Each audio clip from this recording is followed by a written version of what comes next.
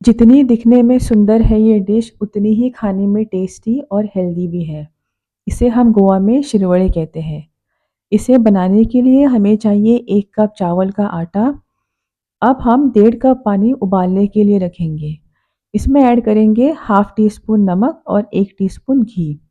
ये उबला हुआ पानी हम मिक्स करेंगे 1 कप चावल के आटे में।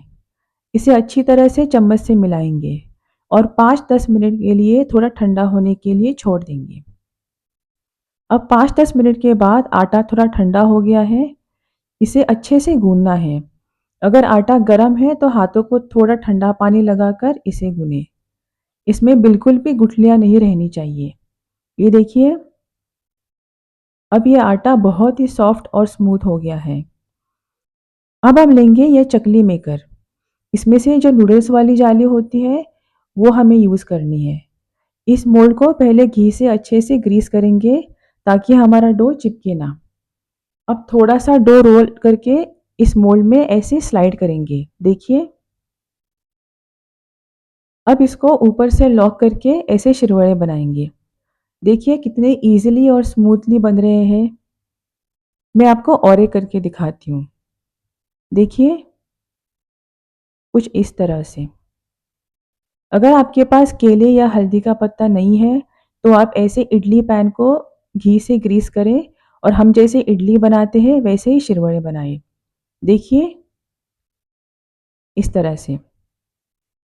अब यह पानी अच्छे से उबल गया है। एक एक करके हम ये सब इडली पैन इसमें रख देंगे।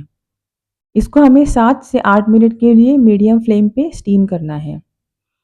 हमें इसे ज़्यादा नहीं स्टीम करना है क्योंकि हम इसका आटा भी गर्म पानी से ही लगाते हैं। ज़्यादा स्टीम करेंगे तो कड़क बन जाएंगे। जब तक हमारे शिरवड़े स्टीम हो रहे हैं तब तक हम बनाएंगे कोकोनट मिल्क, जिसे हम रस भी कहते हैं। इसके लिए हम लेंगे एक ग्रेट किया हुआ ताज़ा नारियल।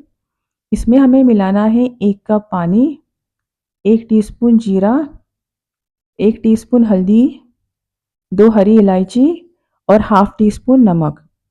इसे बारीक पीसना है और ये मिक्सचर हमें एक मलमल के कपड़े से छान लेना है। ऐसे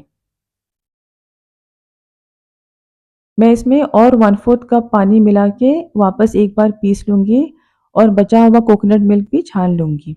देखिए, अब हम इसमें मिलाएंगे 2 टेबलस्पून गुड़ या जैगरी और अच्छे से मिक्स करेंगे। ये तैयार है ये कोकोनट मिल्क या रस। अब 8 मिनट हो गए और ये देखिए हमारे शिरवड़े भी बनके तैयार हैं। कितने खूबसूरत दिख रहे हैं, देखो तो।